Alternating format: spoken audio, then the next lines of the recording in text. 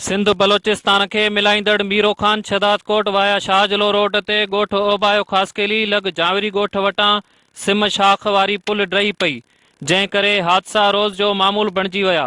ॻोठाणनि जो पुल ठहिराए ॾियण लाइ एहतिजाजी जेको रस्तो आहे इहो मेन रस्तो आहे ऐं हिकिड़ी ख़ासि अहमियत थो रखे। न सिर्फ़ु ॿिनि ज़िलनि खे पाण में जोड़े थो, शहदादकोट कंबर खे ऐं लाड़काणे खे, बल्कि बलोचिस्तान जूं जेके बि ॼूं सवारियूं अचनि थियूं उहे घणे क़दुरु ही रस्तो इस्तेमालु करे ऐं लाड़काणे ताईं पहुचनि था।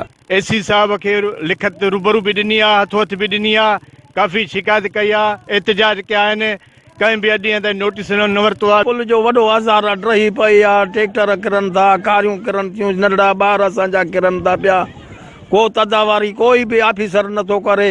साईं रस्ते जो वॾो आज़ार आहे, असांखे रस्तो न आहे, न को गधा गाॾो थो टपे, न ट्रैक्टर थो टपे, असां वञूं काॾे। आज़ार रस्ते जो वॾो आज़ार रस्ते जो, कोई बि नथो टपी सघे, का शइ कान्हे, का सवारी हर शइ परेशान आहे।